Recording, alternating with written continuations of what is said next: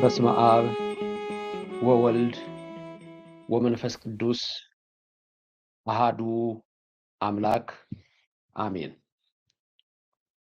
በክርስቶስ ክርስቲያን በወልድ ውሉድ ተብላችሁ የተሰየማችሁ አባቶቼ ካህናት፣ ወንድሞቼ ዲያቆናት፣ እግዚአብሔር አምላክ የሚወዳችሁ ሕፃናት ጭምር ሰላም እግዚአብሔር ከሁላችን ጋር ይሁን። እንደምን አላችሁ? ሰላምታዬ ይድረሳችሁ። የአብ ጸጋ፣ የወልድ ቸርነት፣ የመንፈስ ቅዱስ ህብረት አንድነት ከሁላችን ጋር ይሁን። የድንግል ማርያም አማላጅነት፣ የመላእክት ተራዳኢነት፣ የነቢያት፣ የሐዋርያት፣ የጻድቃን፣ የሰማዕታት በረከት በሁላችን አድሮ ይኑር።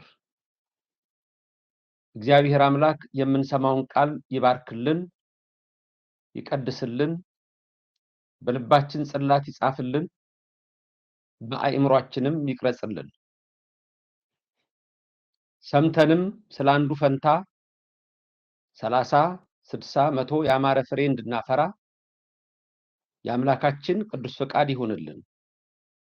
የነቢያት፣ የሐዋርያት፣ የሊቃውንትን ጉባኤ የባረከ እግዚአብሔር የኛንም ይባርክልን። ይህ ድምጽ የሚሰማችሁ ይህ ምስል የሚታያችሁ ሁሉ ሐሳብ ሕሊናችሁ በሰማያት ይኑር። የጽድቅን ቃል ደስ በሚያሰኙ ጆሮች አድምጡ። ሁላችሁም ልቡናችሁን ለሰራዊት ጌታ ለእግዚአብሔር አስማርኩ። ረድኤተ እግዚአብሔርን አጋዥ በማድረግ ዛሬ የምንመለከተው በትንቢተ ዳንኤል ምዕራፍ 3 ቁጥር 25 ላይ ያለውን ቃል ነው። ይህም ቃል የአራተኛው መልክ የእግዚአብሔር ልጅ ይመስላል የሚለውን ቃል ይሆናል። ይህም ንግግር የናቡከደነጾር ንግግር ነው። የባቢሎኑ ንጉስ ንግግር ነው። ወገጹ ለራብዓይ ከመወልደ እግዚአብሔር ይመስል የአራተኛው መልክ የአምላክን ልጅ ይመስላል፣ የእግዚአብሔርን ልጅ ይመስላል ብሎ የተናገረው አናንያ፣ አዛርያ፣ ሚሳኤልን በእቶነ እሳት ጥሎ የእቶኑ እሳት ግን አናንያ፣ አዛርያ፣ ሚሳኤልን ባላቃጠላቸው ጊዜ መልአኩ ገብርኤልን ባየ ጊዜ ነው። ነገሩ እንዲህ ነው። መንፈስ ቅዱስ በእኔም በእናንተ ላይ ይደር። አናንያ፣ አዛርያ፣ ሚሳኤል የሚያመልኩት እግዚአብሔርን ነው። እስራኤል በባቢሎን በንጉስ ናቡከደነጾር ተማርካለች። ምርኮም የ70 ዓመት ነው። ቀድመው እነ ኤርሚያስ ነቢይ በረከቱ ይደርብንና ስለ ምርኮው ተናግረዋል። ምርኮ ፈጠነ፣ ብዝበዛ ቸኮለ፣ እስራኤል ኃጢአቱ በዛ።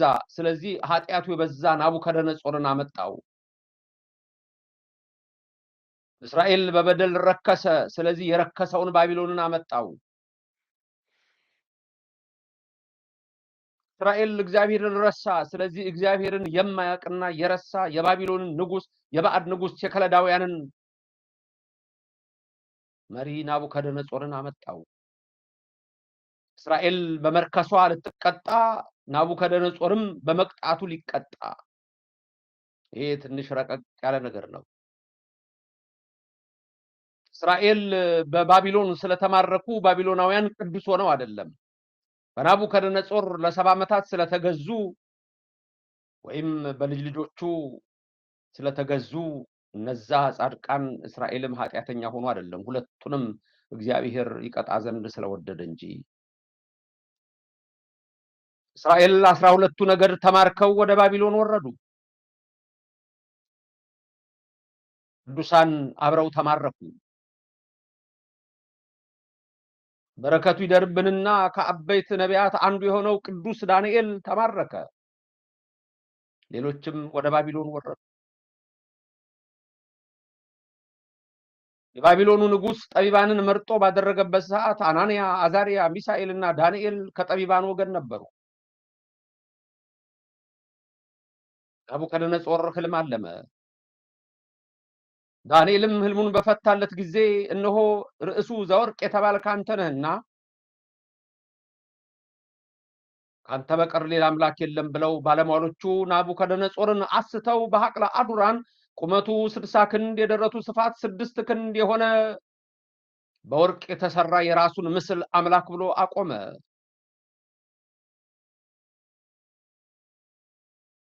ነገስታት ሲታወሩ እንዲህ ነው። ልቡናቸው ከንቱ የሆነ አእምሯቸው ሕጹጽ የሆነ መሪዎች በመሪነት ደረጃ ሲመጡ ከህዝብ ሁሉ የሚበልጡ ይመስላቸውና ከኛ በላይ ማን አለ ብለው ራሳቸውን እንደ አምላክ ይቆጥራሉ። ናቡከደነጾር እቺ ባቢሎን አለ ለግርማዬ የሰራኋት በክንዴ የፈጠርኳት አይደለችምን እስከሚል ድረስ ደረሰ። በሐቅለ አዱራን ለቆመው ምስል የማይሰግድ ሁሉ ቤቱ እንዲበረበር ከላይ አንገቱ ከታች ባቱ እንዲቆረጥ ትእዛዝ ወጣ። በሚነድም የእቶን እሳት ውስጥ እንዲጨመር አዋጅ ተነገረ። ይህም አናንያ፣ አዛሪያ፣ ሚሳኤልን ሆን ተብሎ ለማጥፋት የተደረገ ሴራ ነበረ። እግዚአብሔር ግን በነገሮች ሁሉ አይተዋቸውም። እግዚአብሔር ልጆቹን አይተዋቸውም። እግዚአብሔር የሚያመልኩትን አይተዋቸውም። እየመረጠ ያወጣቸዋል፣ እየመረጠ ያድናቸዋል። የማያምኑትን በባህር ልብ እንዲወሰዱ ያደርጋቸዋል። የሚያምኑትን ግን በደረቅ ባህር ያሻግራቸዋል። እግዚአብሔር ማለት ታላቅ አምላክ ነው። እግዚአብሔር ማለት ግሩም አምላክ ነው። ልበ አምላክ ዳዊት በልዎ ለእግዚአብሔር ግሩም ግብርከ ይለዋል። እግዚአብሔርን እንዲህ በሉት ስራህ ድንቅ ነው ይለዋል። እግዚአብሔር ስራው ድንቅ ነው። እግዚአብሔር ስራው ግሩም ነው። የሚያምኑትን ለይቶ ያወጣቸዋል፣ የማያምኑትንም ያሰጥማቸዋል። እግዚአብሔር ስራው ግሩም ነው። እግዚአብሔር ስራው ድንቅ ነው። ወገኖቼ ስሙ ከዘላለም እስከ ዘላለም የተመሰገነ ይሁን። ይሄን አምላክ ነው የምናመልከው አሉ አናንያ፣ አዛሪያ፣ ሚሳኤል። ከዚህ በስተቀር ሌላ አምላክ አናውቅም አሉ። ያ በኦሪት ዘጸአት ምዕራፍ 20 ቁጥር 1 ላይ የተነገረው የሙሴ ሕግና የእግዚአብሔር ሕግ ይገዛቸው ስለነበረ ነው።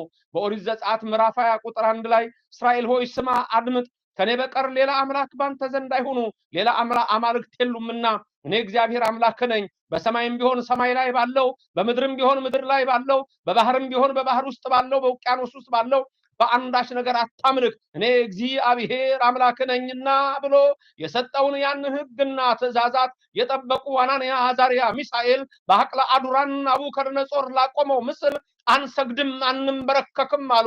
የእምቢልታው ድምፅ ሲሰማ፣ የዋሽንት ድምፅ ሲሰማ፣ የመሰንቆ ድምፅ ሲሰማ፣ የነጋሪቱ ድምፅ ሲጎሰም ሰው ሁሉ ተንበረከከና ንጉሱ ላቆመው ምስል ሰገደ። አናንያ፣ አዛሪያ፣ ሚሳኤል ግን ቀጥ ብለው ቆመዋል። ምን ነው ቢሏቸው ሰማይና ምድርን የፈጠረውን እግዚአብሔርን ነው የምናመልከው አሉ። ለስም አጠራሩ ክብር ምስጋና ይግባው። እሳቱ እኮ 7 እጥፍ ነዶ እኮ እያዩ እኮ ነው ለእግዚአብሔር የምንሰግደው አሉ።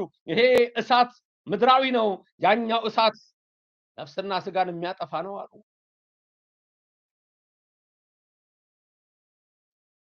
ናቡከደነጾር ሰማ። ስማቸውን ለውጦ ሲድራቅ፣ ሚሳቅ፣ አብድናጎም ብሏቸዋል። ዳንኤልንም ብልጣሶር ብሎት ነበረ። አስጠራቸው። ሲድራቅ፣ ሚሳቅ፣ አብድናጎም እኔ በሐቅለ አዱራን ላቆምኩት ለምስሌ አትሰግዱምን? ዘመዳችሁ ዳንኤል ርዕሱ ዘወርቅ እኮ አንተ ነህ ብሎ የተረጎመውን አስተውታልና ስቷል። የነብዩን የዳንኤል ቃል አጣሟል። እንደሱ አይደለም። ሲፈጭ ደግሞ እኮ ይታያል። አንዲት ድንጋይ ከላይ መታ በሰው እጅ ያልተፈነቀለች ከታች ከእግሩና ከብረቱ ከሸክላው ስትመታው እስከላይ ድረስ ደቆ እንደወደቀ እኮ ነግሮታል።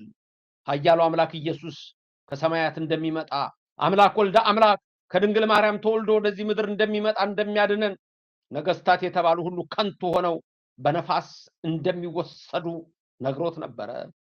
አሳሳቾቹ የከለዳውያን ጠንቋዎች፣ የባቢሎን አስማተኞች ግን የንጉሱን ልብ አውረዋል፣ አእምሮንም ዘግተዋል። ሲድራቅ ሚሳቅ አብድናጎም እኔ ላቆምኩት ምስል አትሰግዱምን አላቸው። ንጉሥ ሆይ አንሰግድም። ለምን? ምስል ነው። አምላክ አለ፣ በሰማይ የሚኖር አምላክ አለ። ከእጄ ማን ያድናቸዋል? ተቆጣ።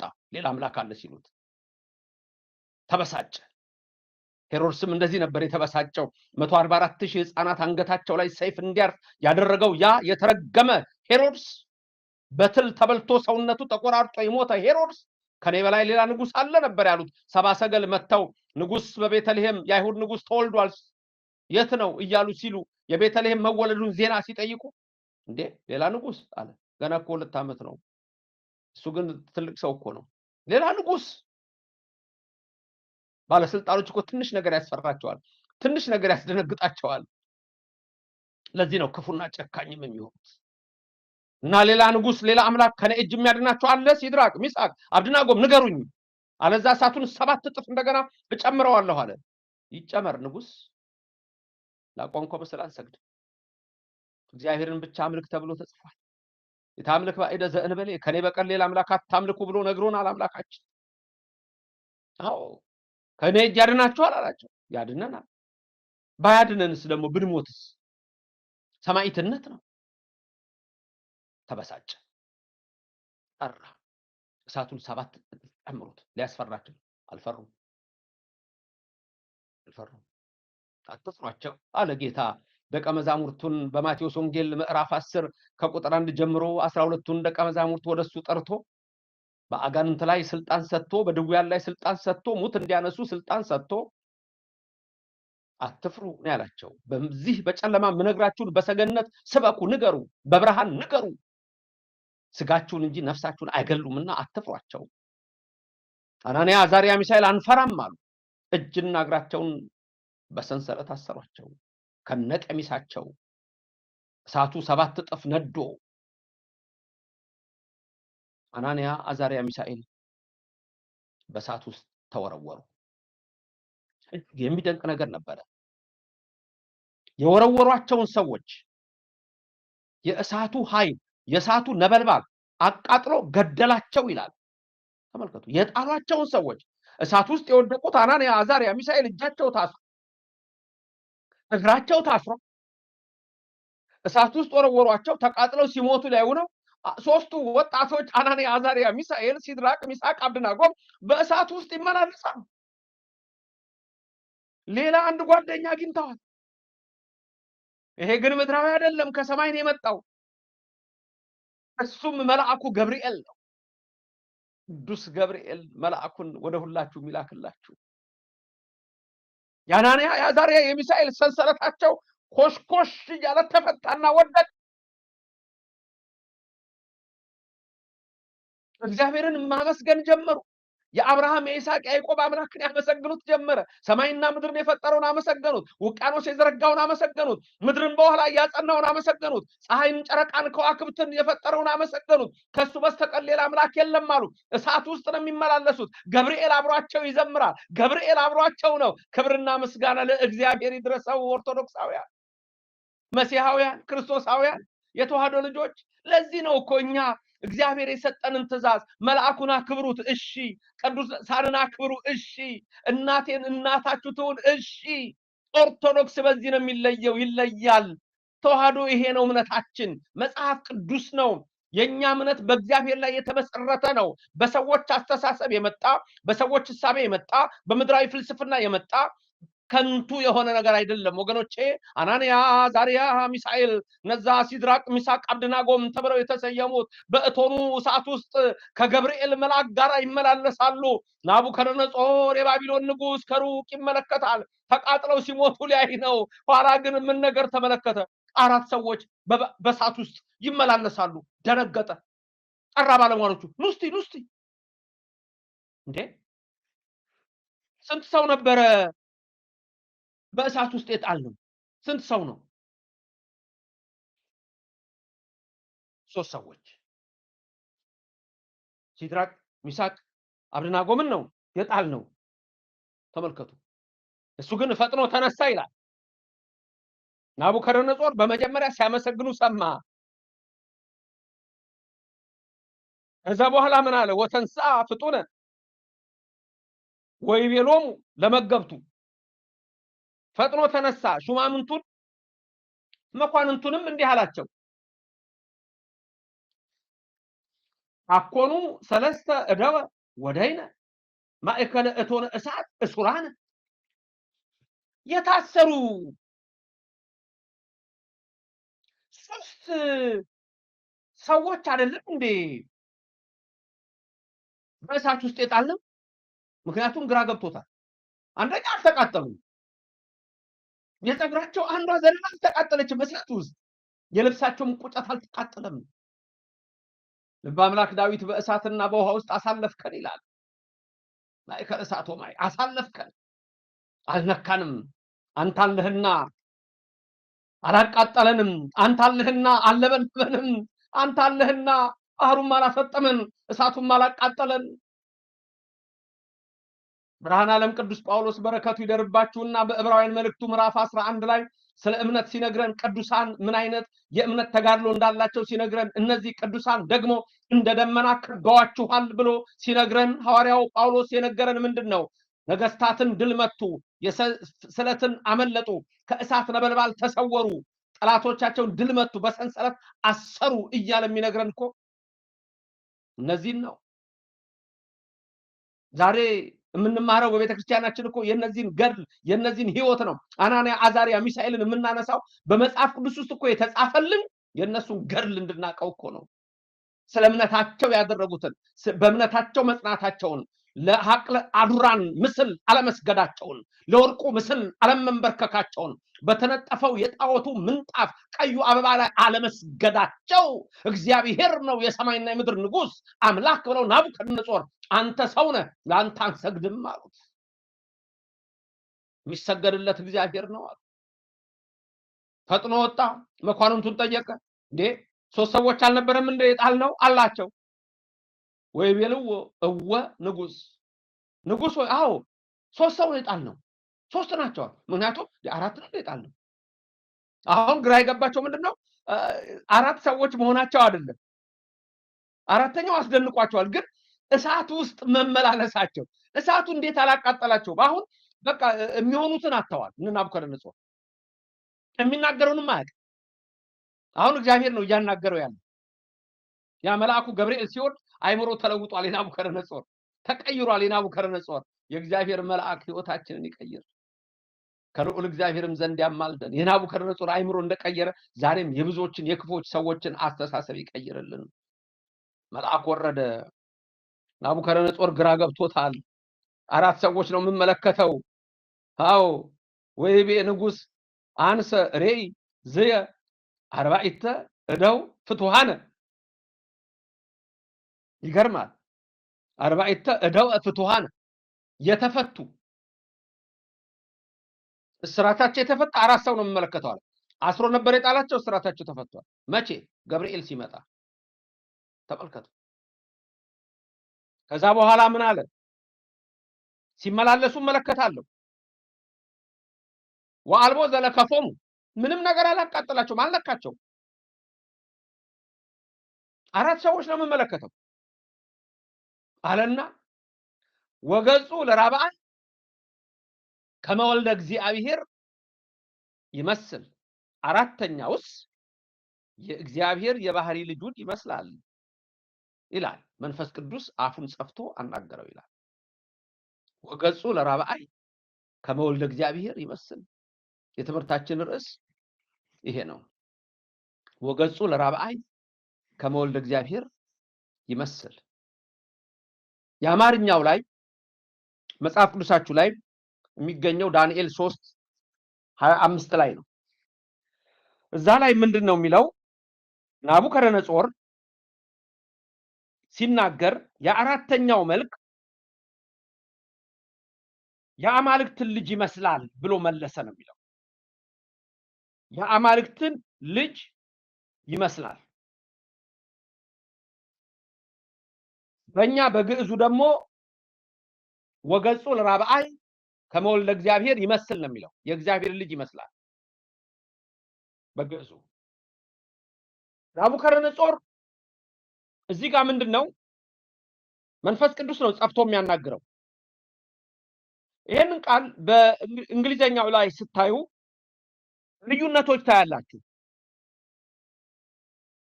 ኒው ኢንተርናሽናል ቨርዥን ላይ እንግሊዘኛው ላይ አሁን የምነግራችሁ ወገጹ ለራብአይ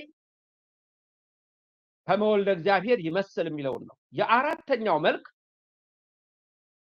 የእግዚአብሔር ልጅ ይመስላል፣ የባህሪ ልጁን ይመስላል የሚለውን ገብርኤልን ያየበትን እይታ ነው። አማርኛው ላይ እንደምታዩት የአማልክትን ልጅ ይመስላል። አማልክት የሚለውን አብዝቶታል።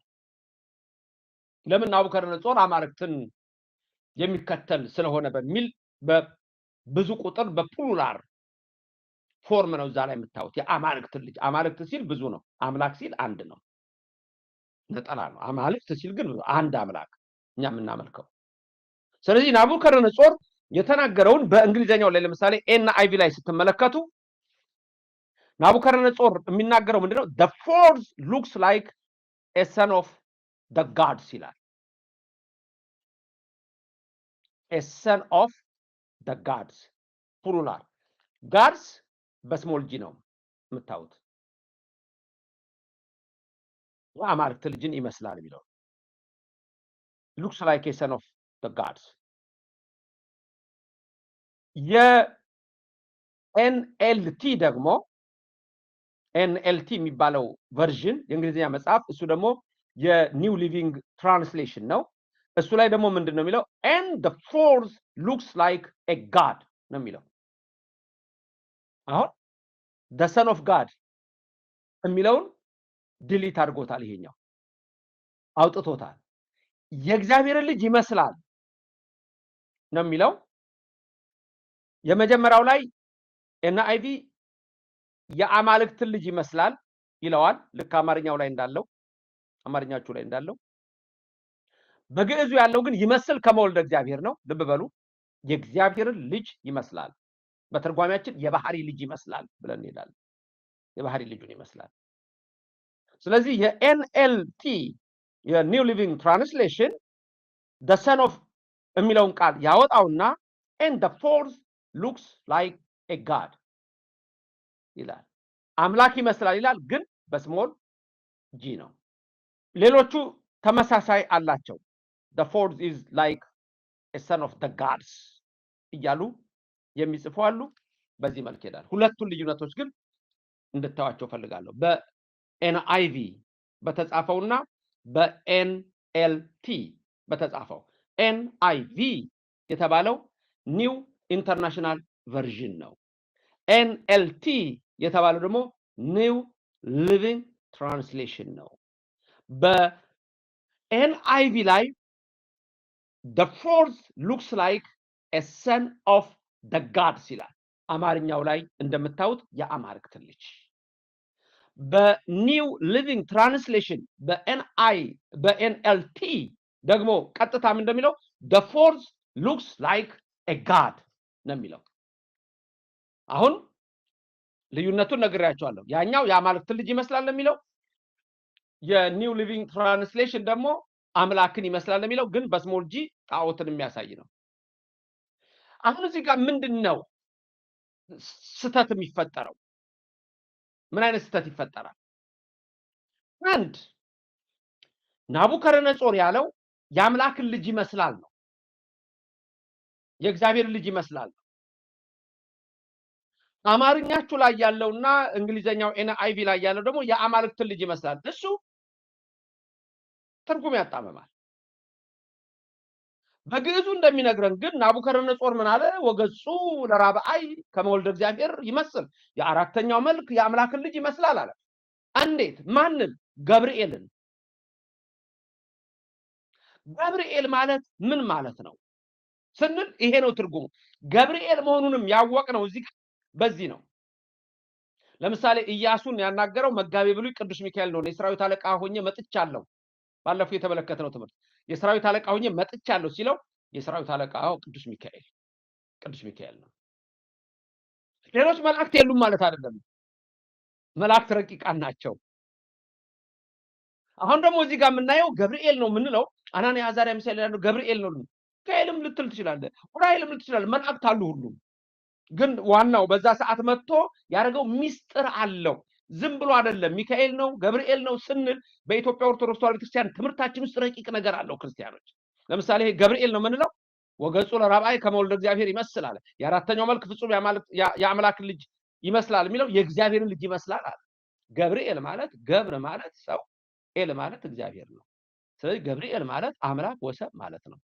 አምላክም ሰውም የሚለውን ትርጉም ይዟል። ለምሳሌ ሚካኤል ስንል ሚካ እጹብ ድንቅ ማለት ነው። ኤል እግዚአብሔር ግሩም የሆነ እግዚአብሔር። አንድም መኑ ከማከ ማለት ነው። ማንም የማይመስልህ አምላክ ማለት ነው። መኑ ከማከ ሚካኤል። ገብርኤል ስንል ደግሞ አምላክ ወሰብ። እንዴት ገብርኤል አምላክ ወሰብ ሆነ? አሁን እዚህ ጋር ረቂቅ የሆነ ነገር እንመልከት። የቤተክርስቲያናችንን ትምህርት ትርጓሜውን እንመልከት። ምን ሆነ መሰላችሁ? መንፈስ ቅዱስ በእኔም በእናንተ ላይ ይደር፣ እመብርሃን አትለየን፣ መልአኩ ገብርኤል በክንፉ ጋሻ ሆኖ ይጠብቃችሁና ምንድን የሆነው መሰላችሁ? አናንያ አዛርያ ሚሳኤል የማ ምሳሌ መሰላችሁ? የጻድቃን ነፍስ፣ የቅዱሳን ነፍስ፣ የአማኞች ነፍስ ምሳሌ። ይልቁንም በብሉይ ዘመን አናንያ አዛርያ ሚሳኤል የሚወክሏቸው እነማ መሰሏችሁ? ቅዱሳን ጻድቃን ናቸው። በብሉይ ዘመን ሰው ሁሉ ሲሞት ነፍስ ወዴት ነው የምትሄደው? ምን ይመስላችኋል? በብሉይ ዘመን አምላካችን ኢየሱስ ከድንግል ማርያም ተወልዶ እዚህ ምድር ላይ መጥቶ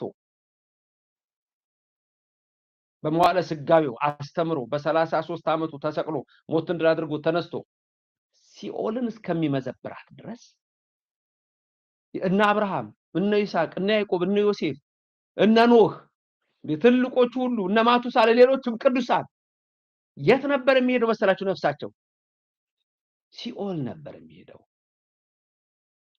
ሲኦል ነበር የሚሄደው። ምክንያቱም መርገመ ስጋ መርገመ ነፍስ መጥቶ በሞተ ስጋ ሞተ ነፍስ ተፈርዶባቸው በርደተ መቃብር ርደተ ሲኦል ተፈርዶ ስለነበረ ነፍሳት ሁሉ ወደ ሲኦል ነው የሚሄዱት። አናንያ አዛርያ ሚሳኤል የነሱ ምሳሌ ናቸው። አናንያ አዛርያ ሚሳኤልን እሳት ውስጥ የጨመሯቸው ሰዎች እሳቱ ለብልቦ ገደላቸው። የጣሏቸውን ሰዎች ገደላቸው።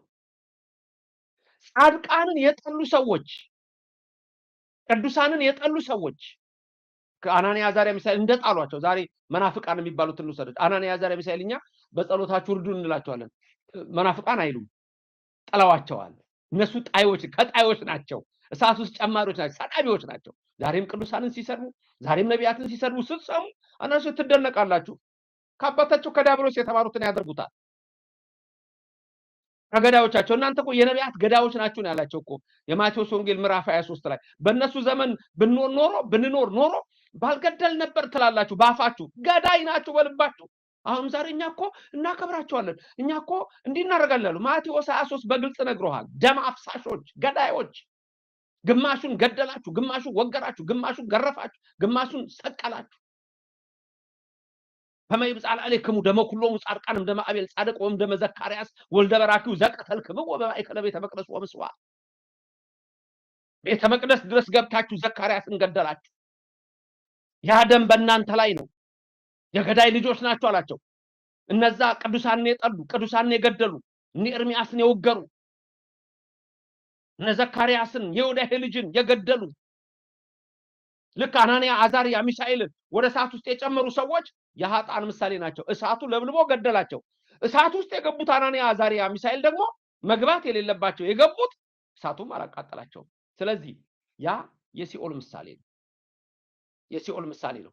እሳቱ ያቃጠላቸው የኃጥአን ምሳሌ ናቸው። የገደላቸው እሳቱ ያቃጠላቸዋል።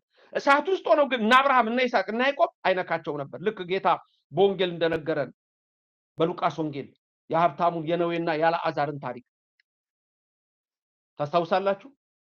የአልዓዛርና የሀብታሙ ሰውዬ ታሪክ። ሁለቱም ሞተው ያኛው ደሃ ነበር፣ ደሃ በመሆኑ አይደለም የሚድነው፣ እግዚአብሔርን በማምለኩ ነው። ያኛው ባለጸጋ ነበር፣ ባለጸጋ በመሆኑ አይደለም የሚኮነነው፣ እግዚአብሔርን ባለማምለኩ ነው፣ ባለማመስገኑ ነው።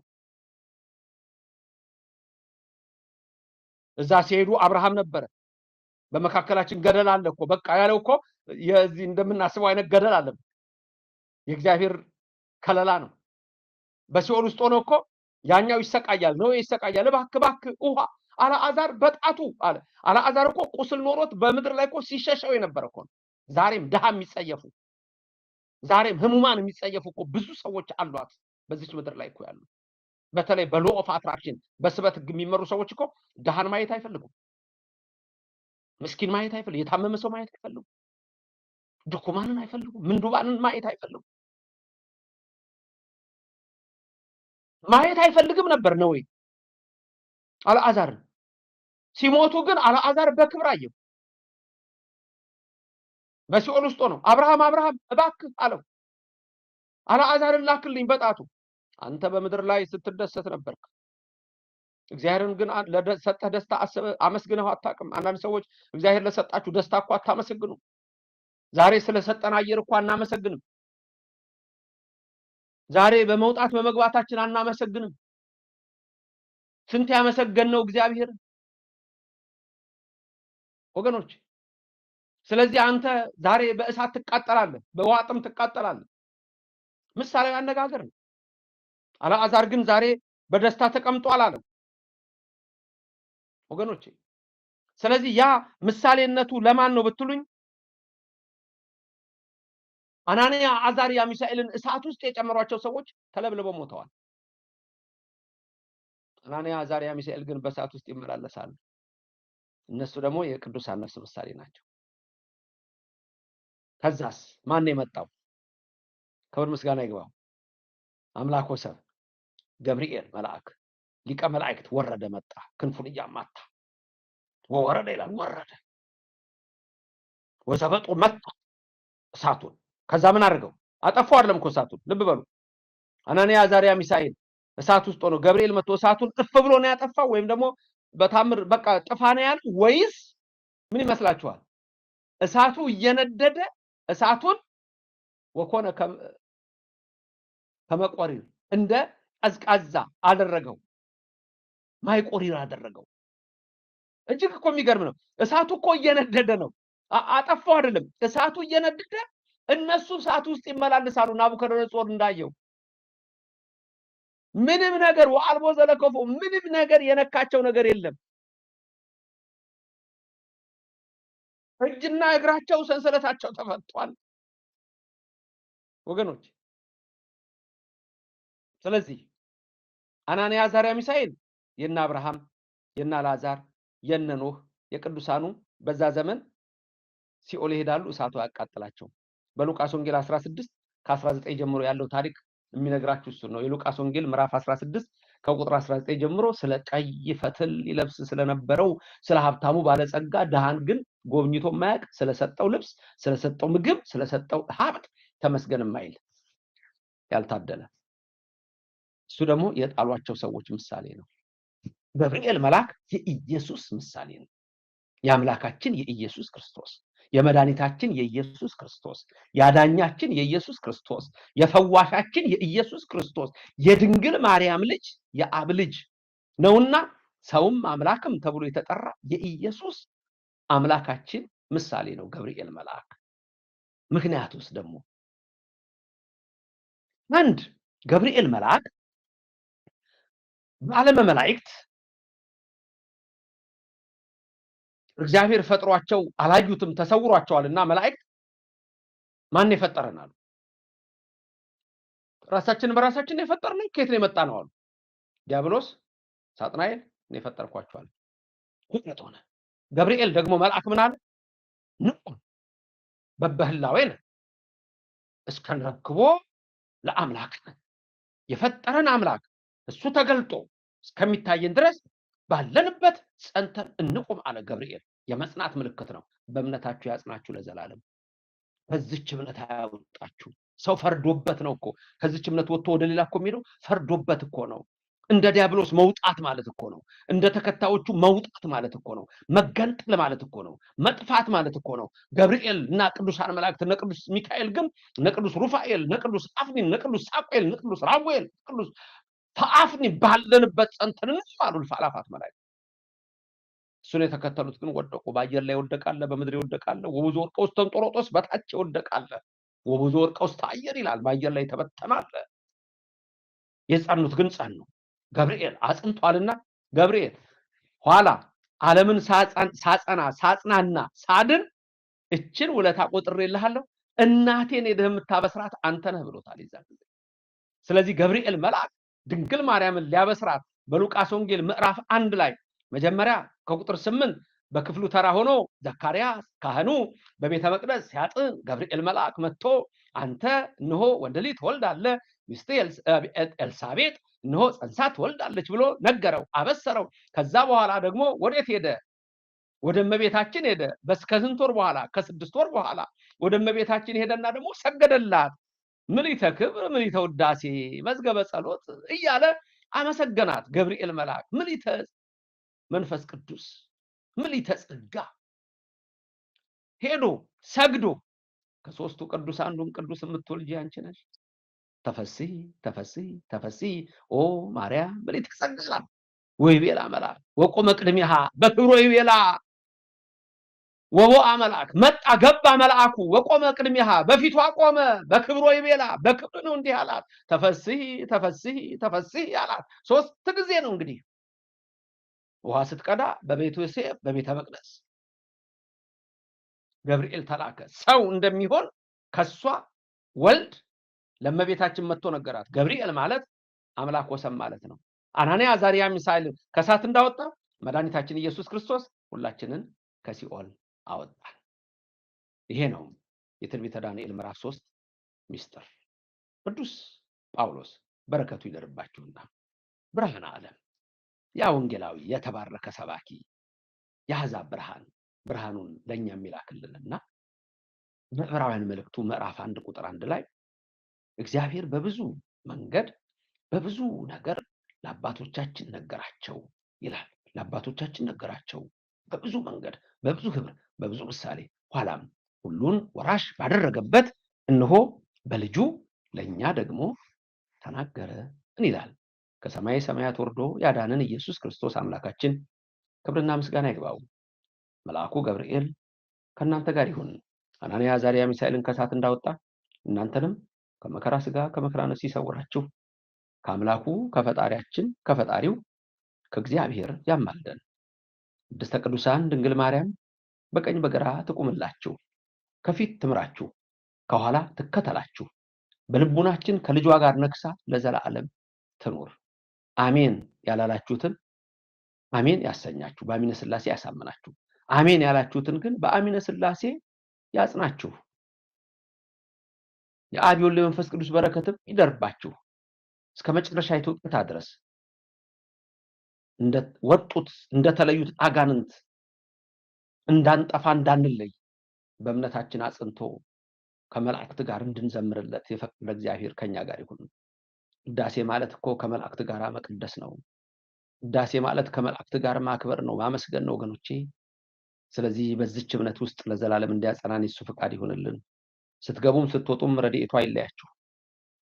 የሞቱ ዘመዶቻችን ያጽድቅልን፣ የታመሙትን ይፈውስልን። በደዌ ዳኛ ባልጋ ቁራኛ የተያዙትን ሁሉ እግዚአብሔር ይፈውስልን። ሀገራችንን በዓይነ ምሕረቱ ይመልከትልን፣ በቃ ይበለን። ምሕረቱና ቸርነቱን ለሁላችን ይላክልን። አነሳስቶ ላስጀመረን አስጀምሮ ላስፈጸመን ኃያሉ አምላክ ክብር ምስጋና ይግባው። ናቡከደነጾር ባለሟሎቹን ጠራ። 3 ሰዎች አልነበረም እንዴት አልነው አላቸው።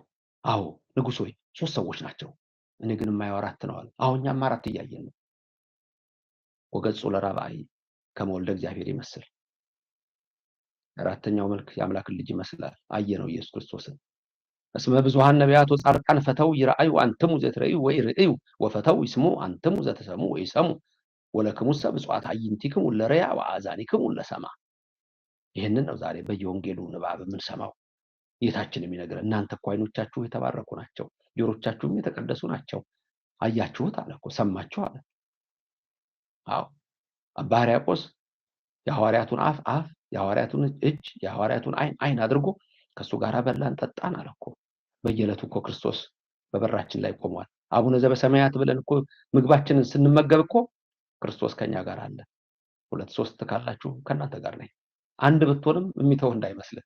ለአንዱ አይነ ስውር ቆሞ እንደፈወሰው ይቆምልሃል፣ ይቆምልሻል።